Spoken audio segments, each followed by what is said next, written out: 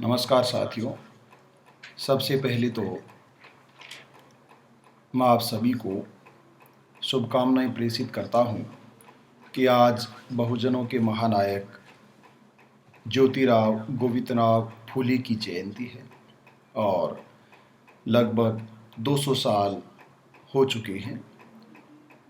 इन्हें हम स्मरण कर रहे हैं। इस दिन में एक और खुशी का अवसर है। राजस्थान सरकार के द्वारा आज 11 अप्रैल 2023 को गोविंदराव फुले की जयंती के उपलक्ष्य में सार्वजनिक अवकाश भी घोषित किया गया है। ऐसे महानायक के प्रति सच्ची श्रद्धांजलि देने के लिए यह अवकाश का दिन बहुत ही उपयोगी है। भारत के तमाम उस वर्ग के लिए महात्मा ज्योतिबा फुले एक प्रेरणा है जो मानवता का हित चाहते हैं, आम जन का हित चाहते हैं। आज हम बात करेंगे ज्योतिराव गोविंदराव फुले के उस चिंतन की जो चिंतन अपने आप में एक मौलिक चिंतन कहलाता है, जिसे हम इंडिजीनियस थॉट कहते हैं, जो भारत का मूल चिंतन था। डॉक्टर भीमराव अंबेडकर, बाबा साहब की राजनीतिक गुरु महात्मा ज्योति फुले को उनकी इस जयंती के उपलक्ष्य में सादर नमन। उनके मुख्य आइडिया जिनके बारे में हम बातचीत करने जा रहे हैं, बिल्कुल शॉर्ट एंड स्वीट। महानायक ने अनेक इंडिजीनियस लिटरेचर लिखा, जिसमें सबसे महत्वपूर्ण लिटरेचर, हालांकि सभी लिटरेचर महत्वपूर्ण है, परंतु गुलामगिरी और किसान का कोड़ा, ये दो अति महत्वपूर्ण रचनाएं हैं, जिन रचनाओं के माध्यम से हम महात्मा ज्योतिबा फुले के चिंतन को बहुत गहराइयों तक महसूस कर सकते हैं। आखिरकार उन्होंने गुलामगिरी में और किसान का कोड़ा में क्या बताया है। 16 परिच्छेदों में लिखित गुलामगिरी, जो सुकरात की तरह संवाद शैली में लिखी गई है, जिसमें दो पात्र बनाए गए हैं, धोंडीराव और ज्योतिराव। डायलॉग मेथड इसको कहा जाता है, क्वेश्चन आंसर शैली इसको कहा जाता है। हालांकि ब्राह्मणवाद में प्रश्न पूछने की परंपरा नहीं है, इसीलिए इसको मैंने मौलिक कहा है। कई मायनों में मौलिक है। प्रश्न पूछे जाते हैं और उनका उत्तर दिया जाता है। पुस्तक की प्रस्तावना में उन्होंने ये लिखा है कि ब्रिटिश राज के समय में ब्राह्मणवाद के अधीन जो गुलाम हैं, उन गुलामों की मुक्ति का क्या मार्ग हो सकता है। तो जो पुस्तक, जिसका टाइटल गुलामगिरी है, वह बहुजनों को इस बात का एहसास कराती है, उन्हें महसूस कराती है कि वे गुलाम हैं और उस गुलामी से उनको कैसे आज़ादी मिली। जैसा कार्ल मार्क्स ने कम्युनिस्ट मैनिफेस्टो में लिखा 1848 में, ऐसा 1873 में गुलामगिरी में ज्योतिबा फुले ने लिखा है। 16वां जो परिच्छेद इस पुस्तक का है, वह इसी उपाय या मार्ग को बतलाता है जो कार्ल मार्क्स ने वैज्ञानिक समाजवाद के रूप में बतलाया है। जो व्यवस्था मौर्य साम्राज्य तक बहुत अच्छी थी, उस व्यवस्था में बहुत बड़ा बदलाव हुआ और विशेष रूप से बहुजनों के पास जो सब कुछ था, उसका स्वरूप परिवर्तित हो गया।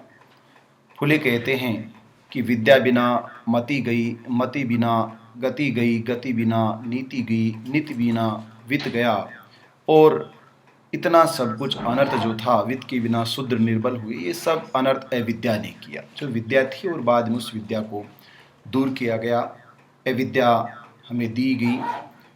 जो पीड़ा अशिक्षा के कारण किसानों के साथ थी और जो पीड़ा अशिक्षा के कारण आम जन के साथ थी, उस पीड़ा को उजागर करने के साथ साथ फुले ने 5 महत्वपूर्ण संदेश इस मानवता को दिए हैं।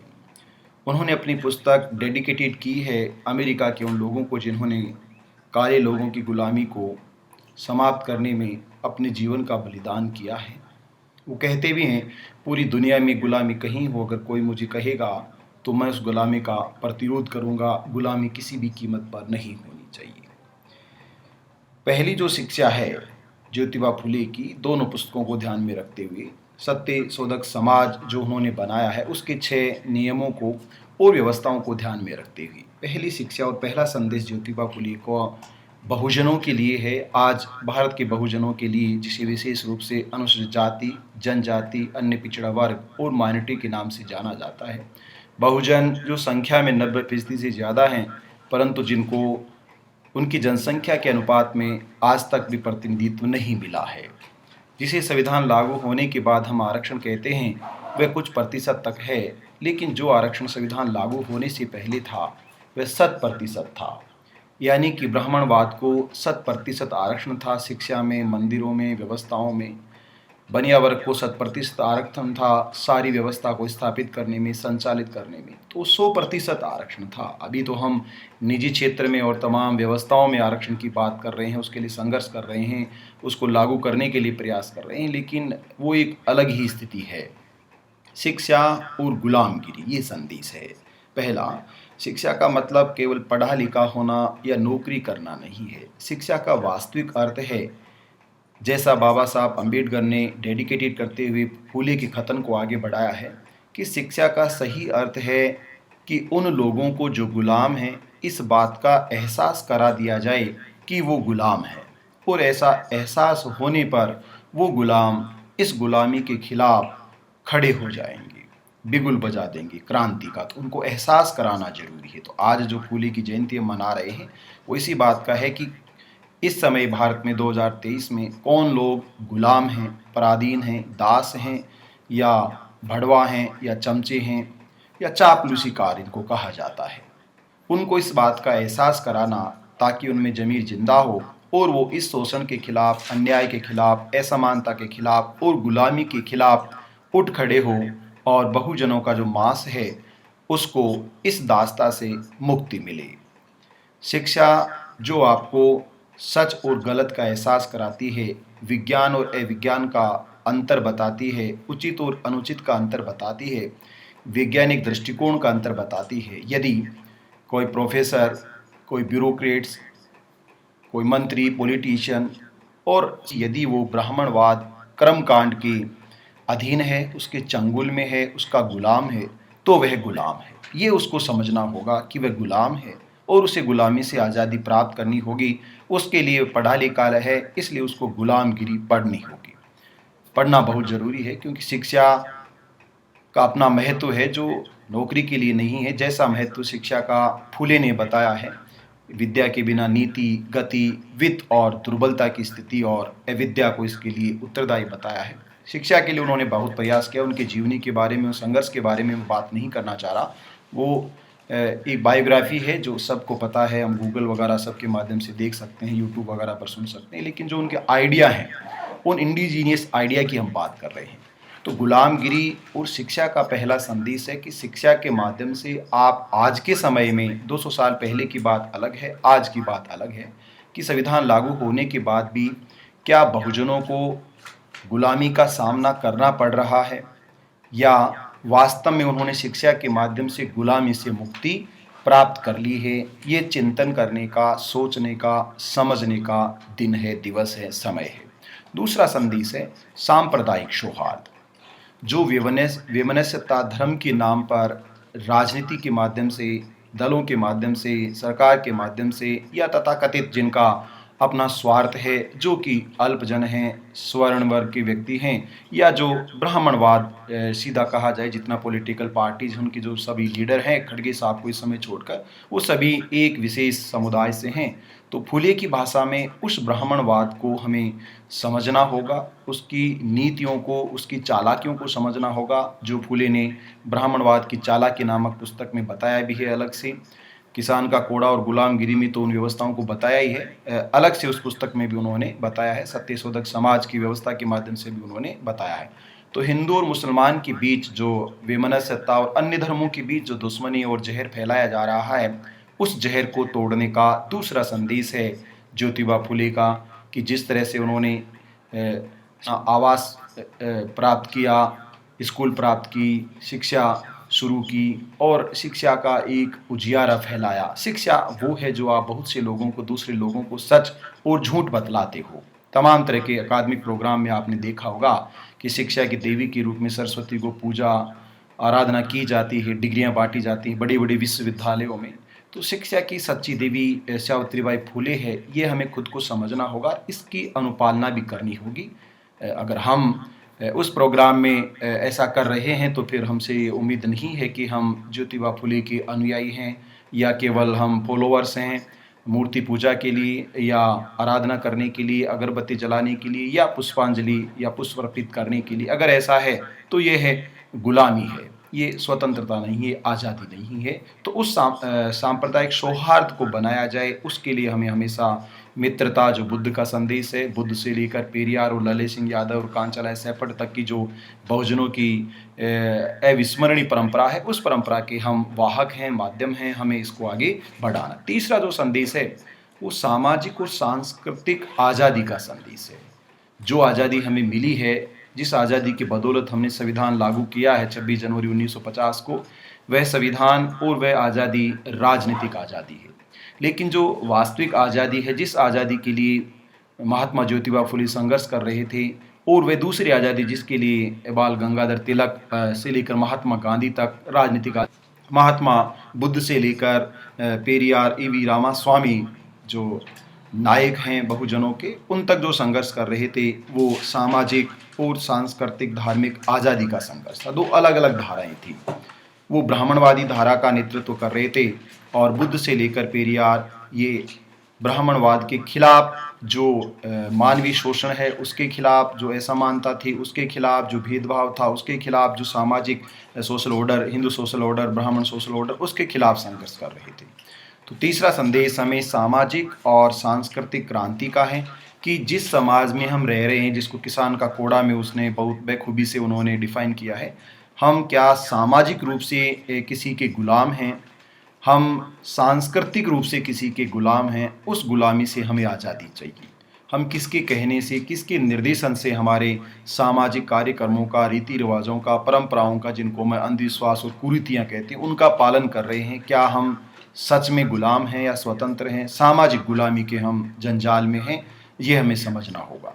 सांस्कृतिक गुलामी, जो परंपराएं, रीति रिवाज और जीवन शैली आप अपना रखी, क्या ये बहुजनों की शैली है या ये ब्राह्मणवाद की, ब्राह्मण आर्यों की शैली है? ये भी हमें समझना होगा। चौथा जो उनका संदेश है वो सत्य शोधक समाज, सच्चे समाज की स्थापना से संबंधित है। हम जिस समाज में रहते हैं उस समाज को हमें एक सच्चा समाज बनाना होगा। बहुजनों का समाज सच्चा समाज है जिसमें स्वतंत्रता, समानता, न्याय, मैत्री, करुणा और अहिंसा को, जीवों के उपकार को तवज्जो दी गई है, महत्व दिया गया है, जिसकी बदौलत ही ये भारत और भारत के जो तमाम वर्ग के लोग हैं वो आगे बढ़ पा रहे हैं।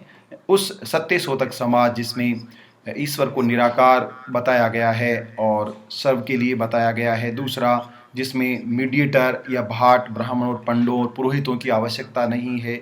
तीसरा, अगर कोई जप तप कर्मकांड और यज्ञ करता है तो ये अज्ञानता का प्रतीक है।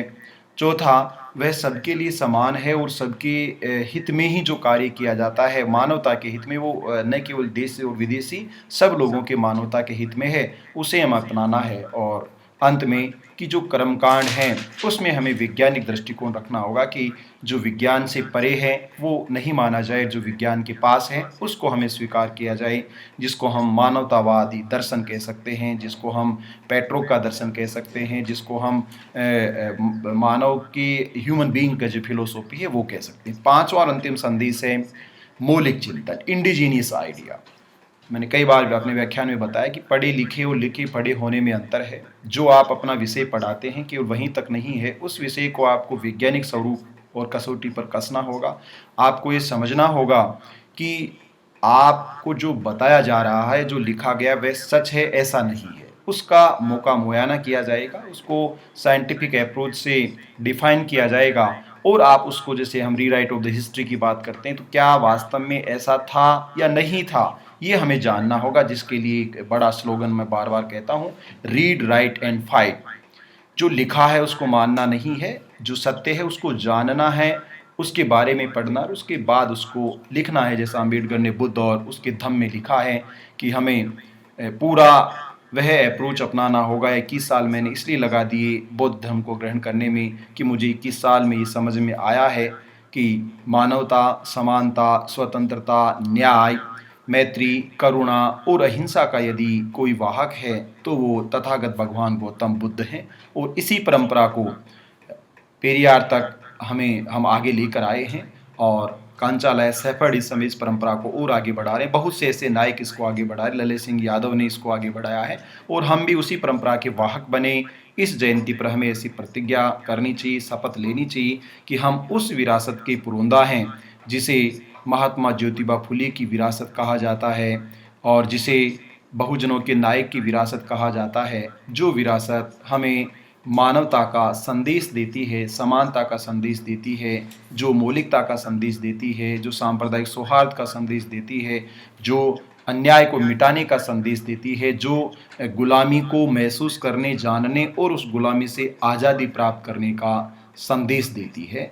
आप सबको एक बार फिर से महात्मा ज्योतिराव गोविंदराव फुले की जयंती पर ढेर सारी शुभकामनाएं कि आप उनके चिंतन को और दर्शन को पढ़ें, समझें और उसके अनुकूल आचरण भी करें। केवल सैद्धांतिक रूप से नहीं, व्यवहारिक रूप में हमें उनको अपनाना होगा, तभी जाकर भारतीय बहुजनों का या पूरी दुनिया का भला अथवा हित हो सकता है। आप सभी को ये व्याख्यान सुनने और देखने के लिए बहुत बहुत धन्यवाद।